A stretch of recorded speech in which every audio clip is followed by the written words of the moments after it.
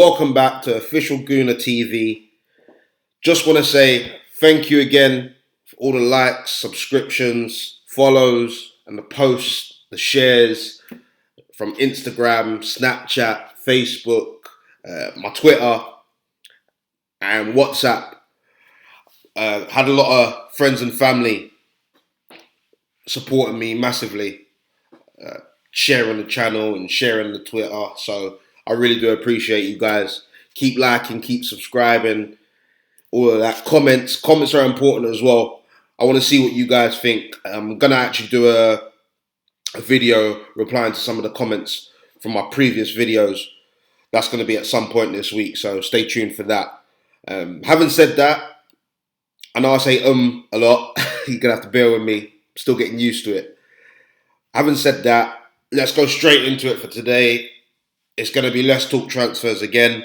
Today's rumours, a bit of today's rumours and some news that was posted yesterday. We'll go straight in with Dani Ceballos.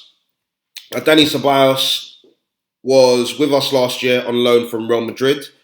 It's been reported by many sporting outlets now that we are in advanced talks with Dani Ceballos and his representatives for another season-long loan. It's without the option to buy though, which I'm not too sure on. He's a quality player. He started the season off well with us, and then he had a bit of a dip.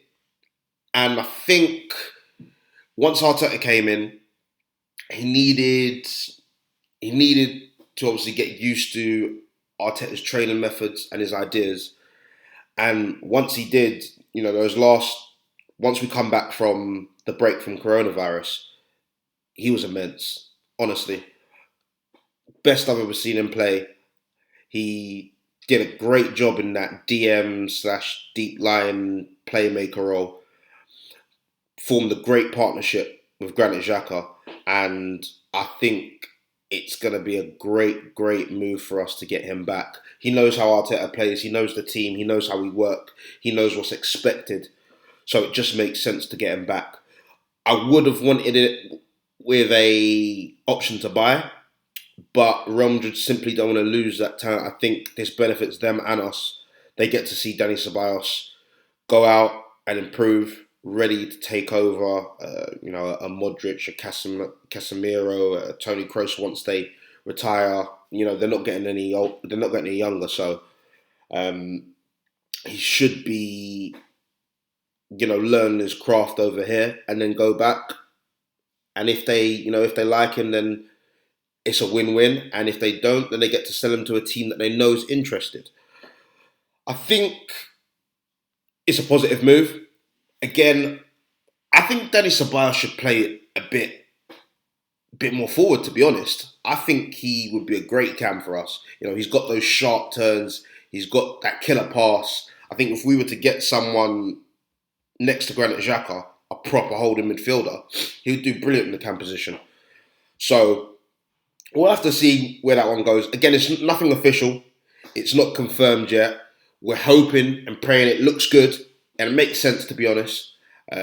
So we'll see where that one goes. Let me know what you guys think. Is it a good loan deal? Do we want Dani Ceballos back? Where do we want him to play? Do we want him to play DM? Do we want him to play cam? Let me know. The second piece of news is Rob Holding. Rob Holding is reportedly on his way to Newcastle, St James Park, for a loan deal, season-long loan. I'm not too sure about this one. Look, Rob Holding before he got injured was doing well next to Socrates and Mustafi. He was doing well. I think it was the Man United game he got injured, a Marcus Rashford challenge. Something like that. I think it was the Man United game. And, he got a serious injury, came back, and he's not really looked the same. He had a good game in the Community Shield, I'll give him that. And he's had a good few appearances since coming back. but he's not come back the same. Obviously, it's going to take time, and maybe this loan deal with the likes of Gabriel, Saliba, David Luiz coming into form. We've still got Chambers to come back. Maybe this loan deal is the right thing for him.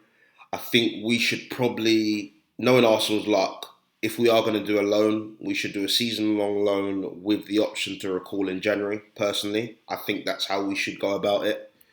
Because knowing us, one or two of our centre-backs are going to get injured. So I think it would be pretty silly not to put in a contingency plan into that loan deal. I think it will be a good move for him. I'm quite glad that he's not being sold. I know there were some rumours that we put price on him for about 20 million or so to Leeds. So I'm pretty happy that it seems to be a loan deal. It seems to be a loan deal. We need to keep English players. We need to keep that core of Arsenal, and he's been at the club a long time. So let's retain his services, put him out on loan, see how he does, and hopefully he comes into a bit of form and we can prepare him for next year, or even for, like I said, January, if something happens. So if he is on his way out, good luck to Rob Holding. Like I said, he's young, very talented centre back. Had some setbacks, but I think he can bounce back. So I hope he does. Mesut Ozil. Now, opinions are kind of divided on Mesut Ozil. I personally think he's a quality player. He just doesn't fit Arsenal's style at the moment. Now, the reason I say at the moment is because my personal opinion is if we play 4 at the back and we have 2 solid holding midfielders, Mesut Ozil would be perfect to play that cam position. Yes, he's not going to work back. Yes, he's not going to track back. And part of me doesn't agree with it. But when you've got his quality in that cam position, able to pick dangerous passes, drift into little pockets of space and expose your opponent, I think that he's a player worth holding on to if we can't get rid of him. If we can't get rid of him and we've got that set up, just play him. He'll get you 10, 15 assists a season. And he knows where the goal is as well. Let's be honest. He may have rubbed a few fans up the wrong way. I can understand that. But while he's still on the books, let's make use of him. Let's not waste it. I mean, it's reported that we're paying 350k a week to Ozil. He didn't ask for that. We gave him that contract. So it's for us to do the best thing possible. Make the best out of a bad situation. Play him in cup games or something like that. It's like Arteta said, everyone starts off with a clean slate this season. So let's see what Mesut Ozil can do. But the setup has to be right. If we play 5 at the back, I don't think he can play personally. If we play 4 at the back, then there's space for him. So let's see where that goes. But it's come out that the Saudi Arabia outfit, Al Nassr, have offered him a 15 million a year contract, which equates to about 288k a week.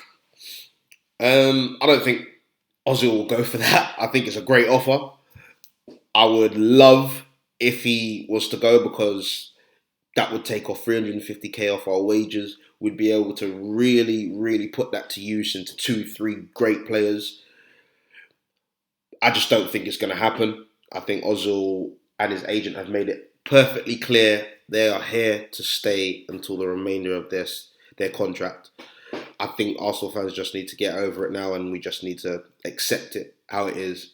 Ozil is here to stay for at least another season, at least. So, yeah, let me know what you think about Ozil. Do we like him?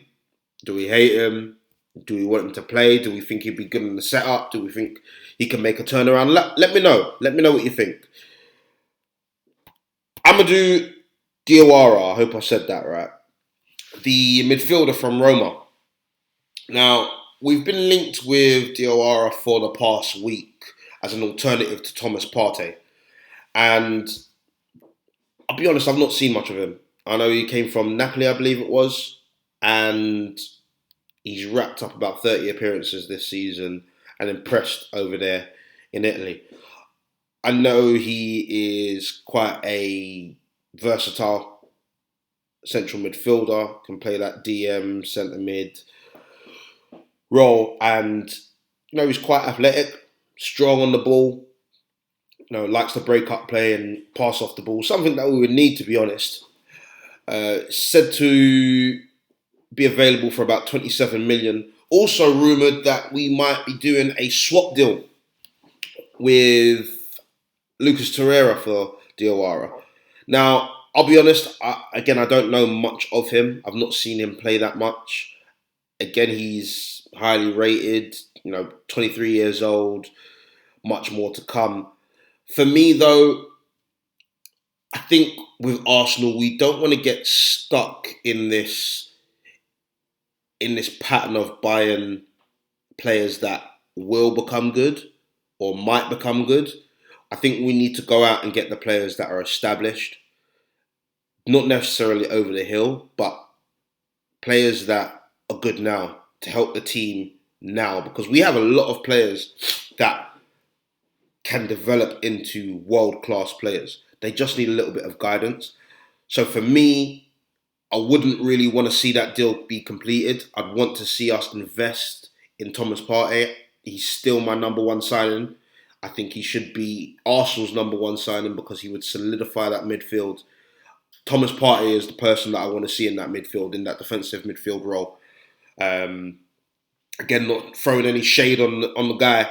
I just not seen him play, and I think that we need an established footballer in that midfield. Yes, we have Xhaka, but we know what Xhaka's like. Although he's been performing great in the last half of the season, I still think he needs help in that defensive midfield role. So, Diawara, is he a yay and nay for you guys? Let me know. I'm not too sure on him. I'm not too sure on him, to be honest. Outgoings. It was confirmed last night. Henrikh Mkhitaryan has now left Arsenal Football Club. He's gone to Roma on a permanent basis. Left Arsenal by mutual consent. He had a year left on his contract. And he's now left the club. I think he scored 9 goals in 59 appearances for us. I wish Mickey all the best. The move didn't work. It wasn't the greatest of times. I found myself very frustrated with Mkhitaryan, to be honest. I think he had a hell of a lot of potential. You could tell the technique was there. The work rate was there. It's just that final ball. And his finishing. Over in Dortmund, he made it look easy, but that final ball and the finishing was crazy. I mean, I remember, I think it was in the Cup, we were playing Tottenham and we were all over them, and Mickey had 2 clear-cut chances.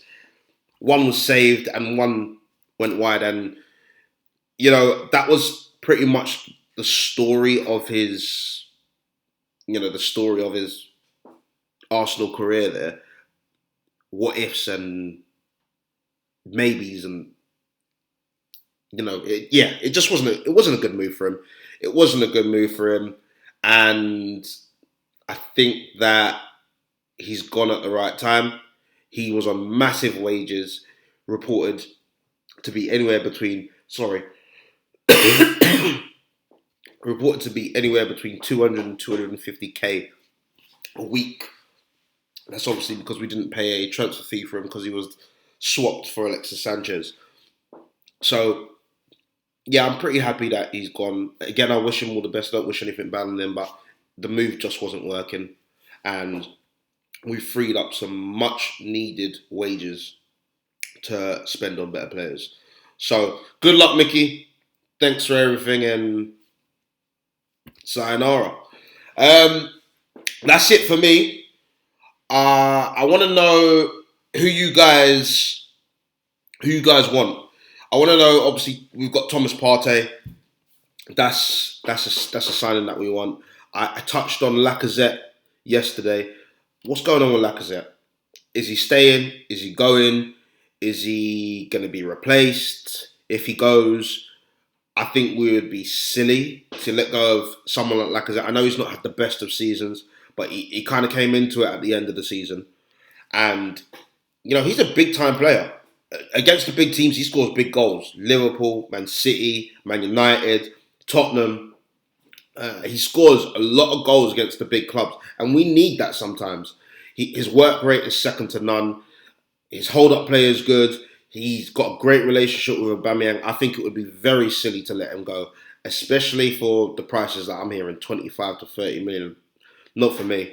If we could command a 40 million offer, 35 to 40, then maybe, because we could reinvest that in Thomas Partey, maybe go for someone like Danny Ings. I heard that he's on the market for about 27 to 30 million. I think that would be a great signing.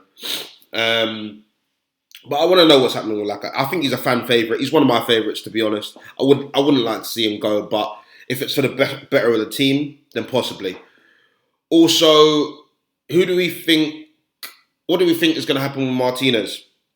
Martinez is touted to go to Schalke now. There were reports that Schalke are interested. Again, I'm not too sure that deal would happen. I think Arsenal would be crazy to let go of Martinez now. We've got 2 world-class goalkeepers. There's no point in letting them go. Up his wages. We've got the wages free now. Put him on about 70, 80k. I think he'll stay. Increase his contract for another 5 years. And we've got 2 world-class goalkeepers fighting it out for that number 1 spot. And that's what we want. We want competition. Hector Bellerin. I know we've heard a bit of news regarding Hector Bellerin going to PSG, Juventus, for 27 million. Again, I'm not too sure that deal's going to happen. He's been at the club a long time. He's one of the last standing old school Arsenal players, if you want to call it that. Again, it wouldn't make sense to me. I think we'd be leaving ourselves short at right back in terms of quality. And he is only 25 years old. He's another one that's been through some horrendous injuries. And I'd like to give him a little bit more time to make a comeback and really give him a season. COVID-19 obviously dominated last season, broke it up. Players weren't able to train for a few months, so it didn't really help him in terms of match fitness anyway. In terms of fitness, he was obviously able to train at home. But in terms of match fitness, it didn't really help us. And he's looked good in a few games.